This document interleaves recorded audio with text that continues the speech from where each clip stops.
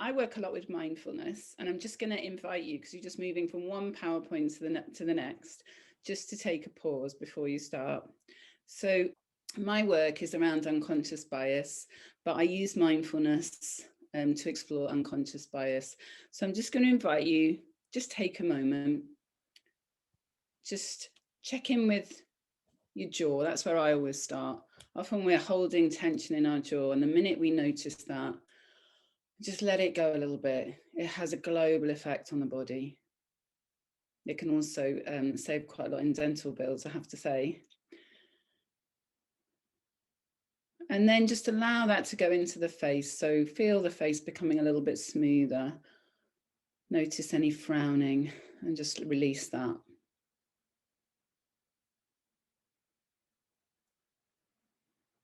And then check out your shoulders. Your shoulders, we're sitting in front of the screen, there's a tendency to take on tension into the shoulders. See if you can let some of that go. And really feel yourself supported by your chair, whether that's the back of your chair or just the seat you're sitting on. Notice what your hands are doing. Make sure they're not gripping, that your legs aren't tightly crossed. And feel your feet on the floor. So as we start to release a bit of tension, our bodies go into more of a parasympathetic state, and our attention changes. The way we see the world actually changes. We start to notice different things when we're in a more parasympathetic state. And if you add into that a couple of deeper breaths, extending the out breath, again, that has a very real effect on the heart and the nervous system.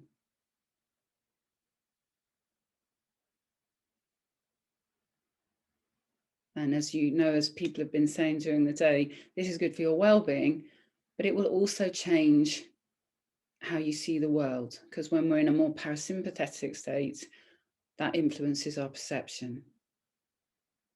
So in a very real way, I'm doing a very selfish thing, because the more relaxed you are and the slightly more positive state I can get you into, the more you're likely to enjoy my talk. So yeah, so it's selfish on my part, but hopefully good on your part. So just taking that last deep breath and noticing as we go through, maybe taking moments just to notice where you've just added that tension back in. As you start to concentrate on something, you add tension back in. And as you add tension back in, that changes how you perceive the world. And this is very much that in a way, this sums up my talk. And this is the way that I work with people on decision making, better collaboration and reducing bias. Yes, so I'm Rachel Lilley. I'm currently in Aberystwyth. You can see here the pier. Not that long ago this morning, I was in the sea having one of these wild water swimmers, which I'd highly recommend for your well-being. So I work out of Aberystwyth University and the University of Birmingham, but I've actually worked in the real world for quite a long time before becoming an academic. And one of my jobs very relevant to this work was introducing yoga and mindfulness work into schools. I'm working with primary schools in Ceredigion. I'm a trained yoga teacher, mindfulness teacher, and working with them to deliver yoga to the students in primary schools. Anyway, so today, if you could just click on for me, Charlotte. I'm going to be discussing the research, and Mark Drakeford actually I'm going to give you his description of my research as a starter, because he very much validated the research last year. And he is calling for very new ways of working in government, less hierarchical ways, more distributed leadership. So the work that I've been doing really fits with this agenda. And as he says, research at Aberystwyth University has used a radical combination of training in mindfulness and behavioural insights to help us see how public servants can become more effective leaders, better decision makers, and provide better advice. I want to see all of these insights contribute to the kind of leadership I want to see in our public services in Wales. And of course, this was also in response to the Wellbeing of Future Generations Act, which I'm sure you're all aware of. A very ambitious act, and something which really requires new ways of working, better collaboration, and new ways of seeing how we create our world and how we create our world. So this was all about how do we get better capacities for dealing with complexity, with bias, with decision making. And interestingly enough, how then that influences our well-being. So in order to create some context for this, I think it's really important for us to look at what came before, where we were not that long ago, really. So this is pictures of schools in Ceredigion, turn of the last century. And it was a very different job then, wasn't it? It was, you know, school classrooms looked a little bit like this. They said there wasn't very many pictures of classrooms because the light was so poor in the classrooms. And the job was probably much simpler. The children were from the local community, probably knew each other quite well. What the expectations were very, very different. And things have changed very dramatically over, you know, a short space of time, really, in terms of our evolution as human beings. So the classroom looks very different.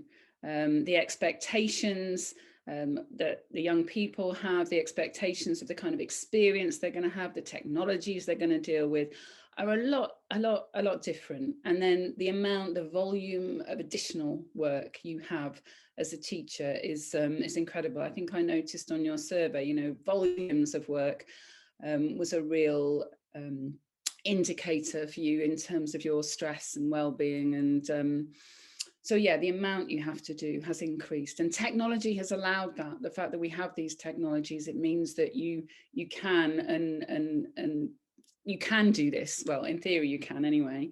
And then now we've got the additional element of COVID. So people working at home with other responsibilities.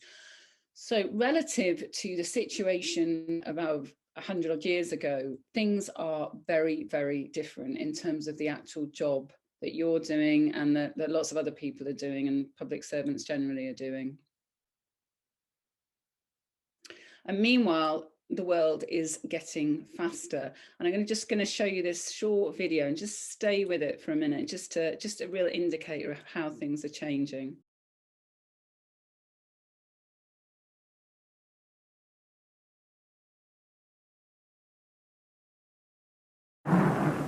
But Holland comes in for a pit stop. Time to refuel and change tires. Lou Moore himself changes the tires. Only 4 crew members, including the driver, are allowed to work on the car. It's a tense time. Holland stays in his seat, anxious to get away. Let's watch.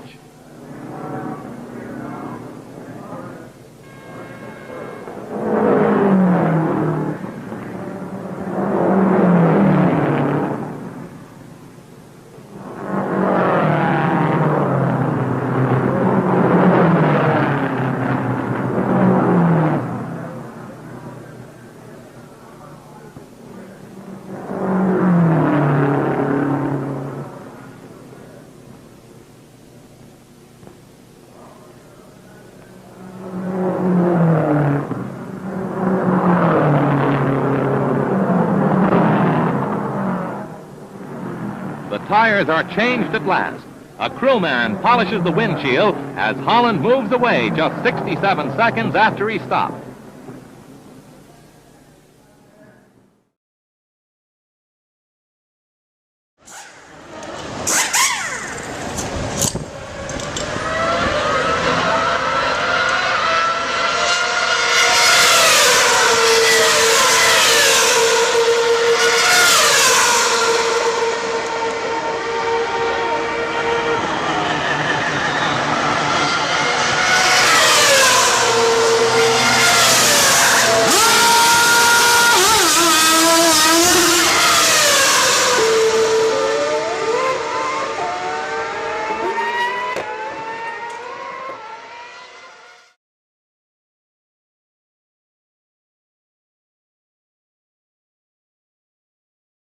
yeah, it's astounding the kind of how technology has changed, how complexity has changed in terms of how we, yeah, the amount we can do and the speed we can do it at. And so we really think about the whole context that we're in that is forcing us to act in very different ways. And then there's cognitive bias, as I've got here.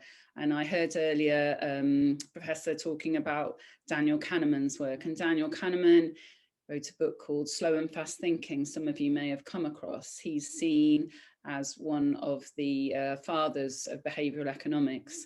And this is the idea that actually we used to think that we thought we were quite rational, that the world out there we saw as it is, really. And now we understand that we use lots of shortcuts in our thinking. And these are known as biases. So confirmation bias is a big shortcut we use, and we need to use shortcuts in our thinking. Otherwise, we wouldn't be able to make the amount of decisions we do in the day. So we've got confirmation bias, you've got scarcity biases, attention biases, all sorts of different biases. And yeah, as I say, we're more likely to be using cognitive biases when we are working quickly. In system 2 thinking, we're much more reflective, and we're more likely to be able to do something quite differently. So as well as cognitive biases, which are these shortcuts in our thinking in terms of our reality out there, we've also got different levels of diversity to deal with. So again, when we look back at the school earlier on, they're not high levels of diversity. In those days, there wouldn't have been much traveling around. There wasn't the globalization. But now we've got people from we're traveling all over the world, and we are suddenly dealing with people who've got very different backgrounds to us. And again, this is a real shift in terms of what we've got to deal with in our worlds today. So this is this element of unconscious bias. So in that world that we were talking about 100 odd years ago, we had a real sense of the mind being a particular way, and a real view of the mind being rational. So the way we worked was informed by the views of the mind and models of the mind that have been informed by economics, by philosophy. And things they said, now if you recognise the person at the bottom, those of you who are old enough perhaps probably, or have even seen it in recent years, Spock here was from the TV series Star Trek years ago. And he was half Vulcan, so he didn't have emotions. And the idea was that without emotions, you could make more rational decisions.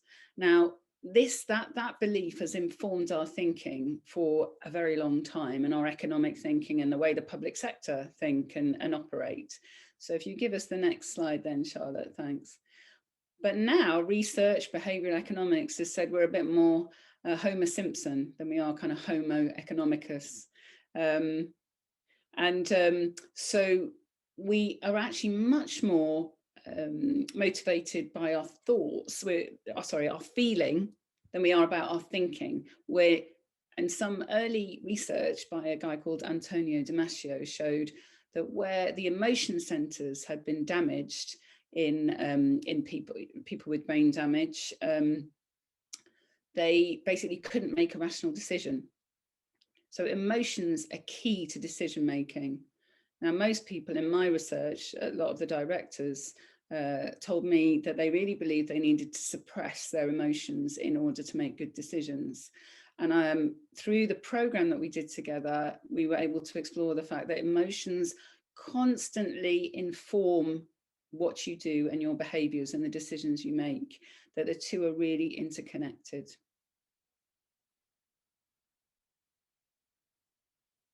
So these days now we're dealing with, you've talked about it all today really, is that you need to keep yourself well. You have to deal with mental health issues and keeping your mind well. That's kind of a requirement that mental health is asking of you.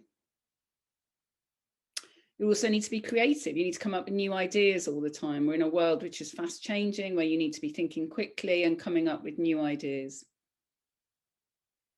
And there's huge amounts of diversity out there, and that's another issue that you have to deal with in today's world. As well as the cognitive biases that I discussed, like confirmation bias, status quo biases. There's hundreds of them, these shortcuts, and you can do lots of work to try and understand them and try and mitigate how they influence your perception and your decision making. So your embodied mind has a lot of work to do in terms of dealing with mental health issues, diversity, creativity, and bias. And the job it's got to do has changed dramatically in the last 100 odd years. So looking at the very mechanisms of our mind, how it works, how to make sense of the world, is quite key to being able to do this effectively. So in my research, I looked at what's the problem here? What's the problem? So, and I myself teach mindfulness. If you carry on, Charlotte, click in a few. I teach mindfulness. I work with behavioural economics. I've done a little bit of emotional intelligence. Earlier on, you spoke about positive psychology. So all those are out there in the world. A lot of techniques are out there to try and help us navigate all these difficulties. But during my research, I started to think, well, but what is the problem? Why are we needing to bring all of these into our workplaces? And are they just a bit of a canary in the coal mine? Do they indicate a more an underlying problem that we need to deal with? So I started to cross these out for a little bit and just look at the issue of cognition. What do we actually understand about our own cognition? Okay, so what do you know about the science of cognition? So the mental process, so what you're doing now, you're sitting in front of a screen, you're looking at me, you're looking at the screen, maybe you're looking about you, maybe you're trying to do a number of other things as well. What's actually going on in your mind? What do you understand as the different elements that are happening right now that are making up your cognition? And I'd actually invite you just to think about that for a minute, maybe even write it down. If we were all together, which would have been lovely, then I'd ask you just to talk about it in pairs. But just take a moment to reflect on the mechanisms of your cognition. Now, a lot of people, when I say this to them, they say, oh, it's how I make sense of the world or how I respond to the world, and don't actually boil down to the actual mechanisms that make up our cognition. So attention is obviously key to cognition, but we pay very little attention to our attention, and we don't really understand it. And certainly the civil servants I work with really don't understand it. Reasoning, perception, memory, language, and very new to the table, as I discussed before, is emotion. So there's mechanisms in our mind that make up our cognition, our consciousness, and most of us don't really understand. We're never really given the opportunity to really explore what they are. So I want you to just look at this for a moment. Now, this is just, it's not very good, and it doesn't matter that you don't really understand what they're saying. It's a little bit of live streaming from Ceredigion County Council. I think it's from a health board meeting. I just wanted you to look at what's happening, look at the way it's all arranged and the body language. We're just going to look at it for a few seconds. In 6 weeks, especially that Lles is strategically placed for us going forward. I'd just like some assurance, please. Okay, so this is a board meeting, happened last year, maybe the year before in Ceredigion. So maybe meetings like this or something similar are familiar to you. This is set up with a particular view of our minds and the best way to use them. You've got what? 10, 15, 20 minds all sitting here in a circle.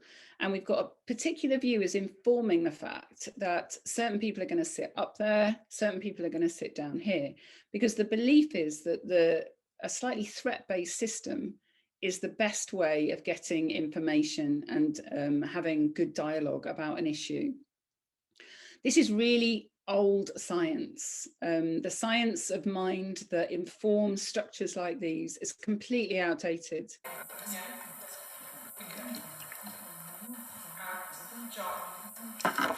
Chair, can I refer to the first bullet point in the report, which again notes the issue of patient feedback and experience? So this sets up a situation where people are having to defend themselves. They're not having, it's all about defense. When we're put into a state of fear, we're forced to defend. You can see his shoulders are slightly hunched, his language becomes quite stilted.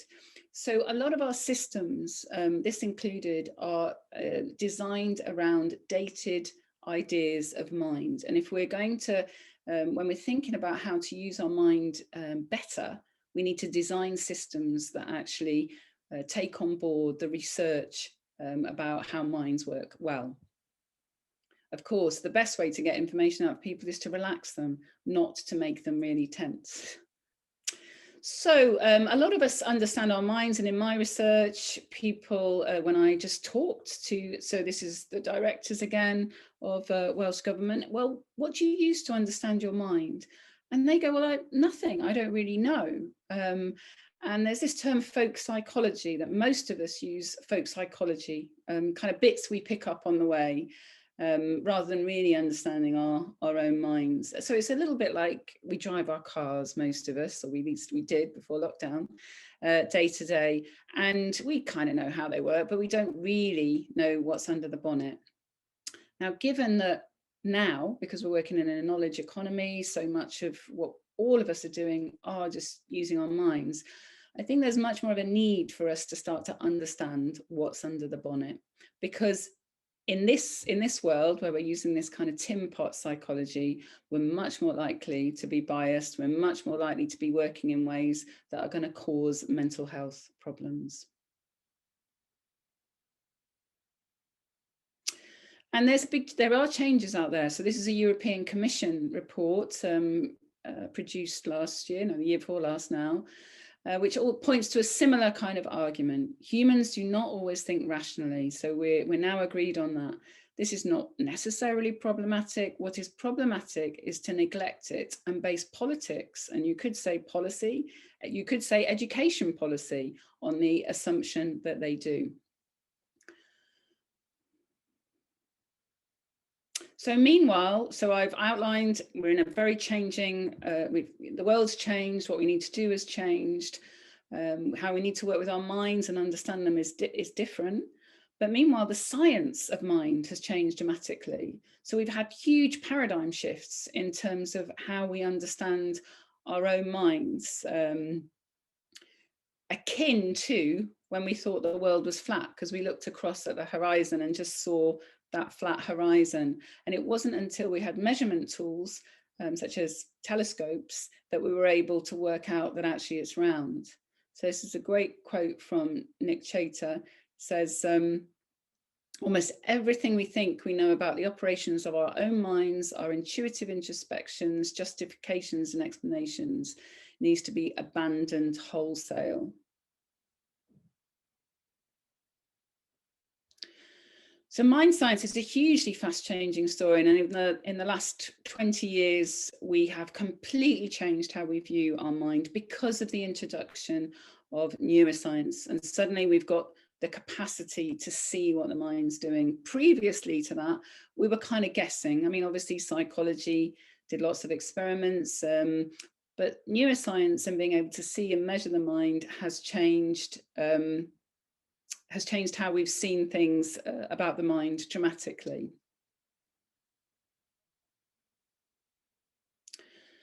So most people, and when I speak to people during the training, at the start of the training, see their minds very much like this. Very kind of basic. There's a world out there. The world comes in, it goes into my mind, and I respond to it. That is how most people view the world, and certainly how the directors and the people in Welsh Government and the people who do the programmes will report seeing the world. We kind of believe there's an objective reality out there that comes into our minds and that we respond to. And for a long time, this is how most of us have lived. And then maybe therapy has come in with various models to kind of help us. Religions have also come in with various models to help us. But now the view of the mind has changed quite dramatically. So now, for a start, the mind is the whole of the nervous system. It is not just the thing in the head, and that is key, because we often work as though the mind is just in the head, and it's not.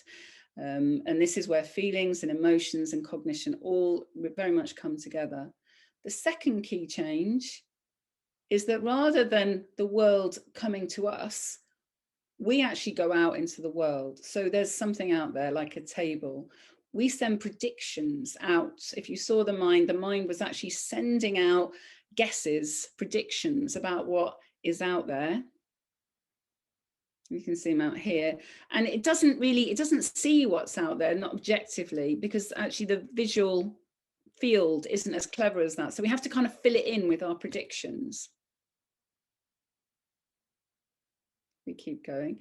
And what we do pick up is when those predictions don't quite fit with what we see. So we kind of get errors coming back. And through this kind of dance of predictions and prediction error, we create our reality. And our senses are really involved in that, sending out predictions into the world and attempting to correct them when they don't quite match. This is quite a big piece of theory I'm throwing at you very quickly. But the key thing here is this would explain why we're biased. We're talking about bias. It also would help us when we're working with our own well-being. So let me give you a couple of examples just to prove to you that when this happens. So that moment when you're looking for your phone and you pretty much think you've lost it. And so you're looking everywhere and you can't see it. And then your partner points out to you that it's right on the table in front of you. This is part of our prediction kind of machine. Because we don't expect to see something, we don't see it. So it's a kind of bias explained by this model of mind. The cup of tea, you pick up a cup of tea, tastes a bit odd, but it's quite nice tea. Then after a while, you suddenly realize that it's not tea at all, it's coffee. But your prediction started it off as tea because you expected tea, another small indicator of the predictive mind. And then you can start to see how this influences how we perceive other people. That when we see someone, you see me now, you have to make a decision about me quickly, you send out predictions about my age, kind of what I look like, what I'm wearing. You have to quickly make something that fits certain expectations. You'll know that if we spent time having a cup of tea together, you think very differently. And if we spent a few years getting to know each other, I'll be very different. But those immediate perceptions are quite key in terms of biases that might be played out. So this is a lovely little quote from Peter Senge. With just the slightest pause, we can begin to appreciate the symphony of activities and experiences, past and present, that come together in each simple moment of awareness. Yet out of the symphony, we typically hear only one or two notes, and these almost always are the ones most familiar to us. So with mindfulness, and you've used a bit of that today, and we used it earlier, I use in the program mindfulness not just to get us into that relaxed state, but to start to notice what arises in our thoughts, our perceptions, and notice how we create bias, how those biases start to influence our perception. And by slowing all that down and working with these theories, we start to have real practical tools to help us deal with cognitive and unconscious bias. I just briefly wanted to bring in the emotion cognition element. So if you carry on there. So theories of emotion have changed quite dramatically. Now you're right to shift now. Theories of emotion have changed quite dramatically now. And I've alluded to this already. And there's a wonderful quote that follows on from this lovely picture. So more recent research, it goes beyond the emotional intelligence that a lot of us know. It says that emotion and cognition interact so strongly that a demarcation between them turns out to be a fruitless exercise. In the end, we must talk of an emotion, cognition, amalgam. So emotional intelligence still tends to separate mind, head and heart. And in a way, they're just inseparable. The way we see the world is an amalgam of the two. So I'll give you a couple of examples.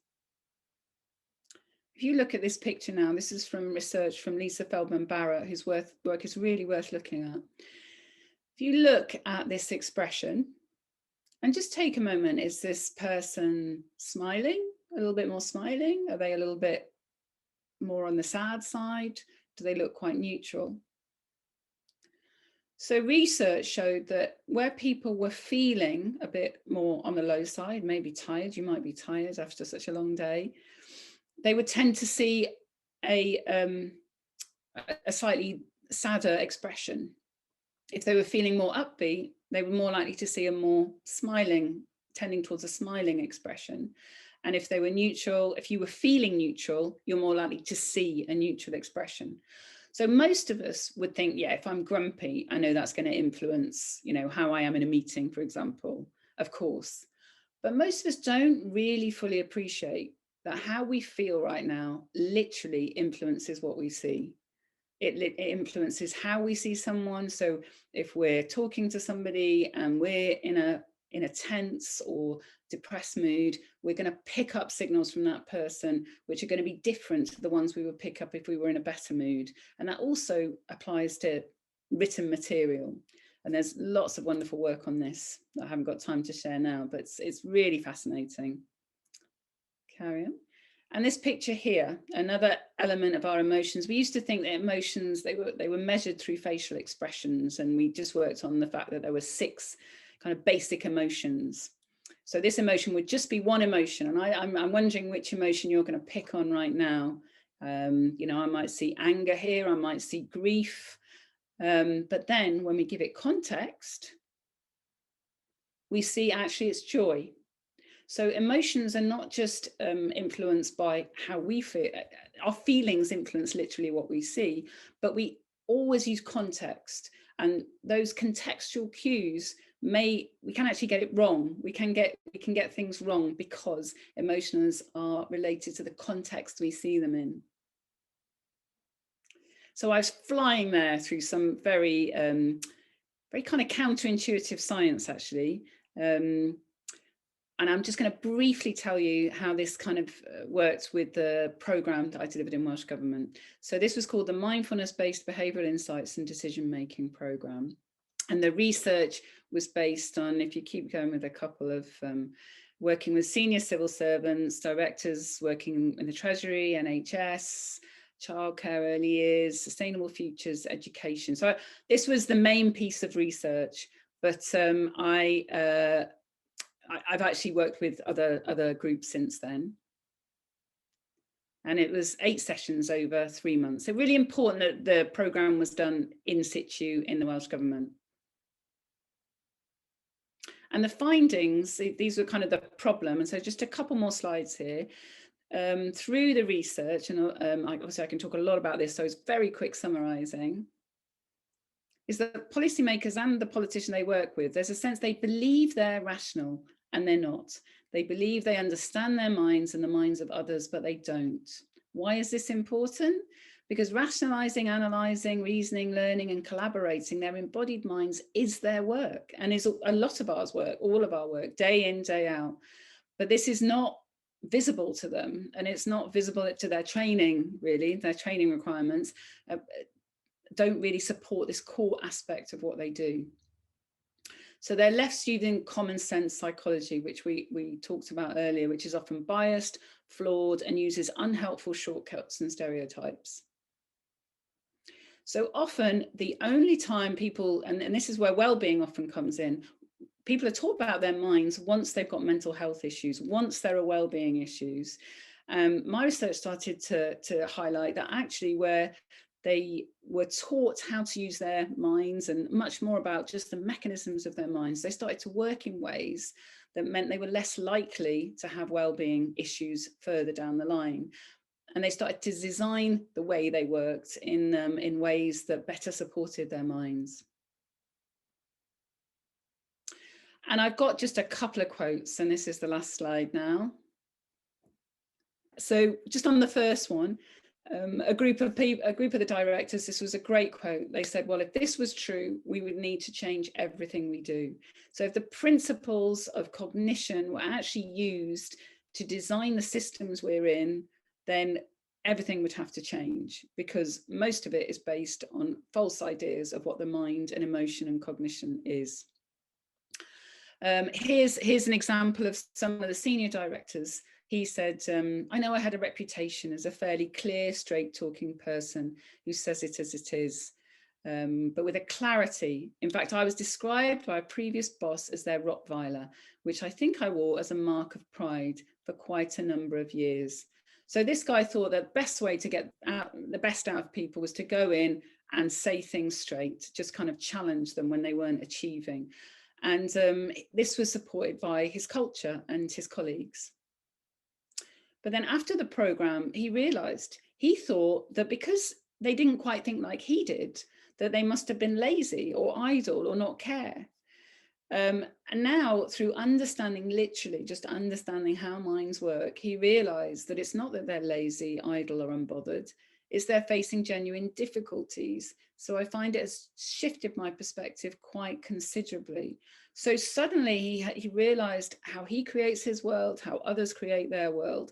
When he went into a room, he realized he had to kind of work with these two minds in very different ways. What he said was then, the people he was working with were really able to tell them what was going on, and then they managed to come up with solutions. And three or 4 years down the line, staff 2 or 3 levels down from this person was saying that the management had changed considerably through the system. And just the final quote here. A lot of the leaders said they felt they always needed to have the answer and go into a meeting with the answer. But now they've understood how they work and how others work more effectively. They say things like this: I've changed my approach, so I now start by asking the team what they think. In a meeting yesterday, I listened to their views first and decided that their approach was better than mine, so I didn't need to intervene. This saves energy for me and them, because they don't have to push back against the position I had reached. And this is very key. A lot of the civil servants that did the programme said that they kind of couldn't quite believe that they were working in such different ways, and that by working in those different ways, they were actually less stressed. They were creating less work, because so many of the ways they did work in just created more work. They'd have meetings which weren't really working very well, and then they'd have to have 5 or 6 emails after this, or 2 or 3 other meetings. So I'm really interested in how we can create capacities further up the line so that we don't end up with well-being issues, but sort it more at source. And that's a quick whiz through quite a lot of theory and a little bit about the research and practice that's been going on here in Aberystwyth and with the Welsh Government.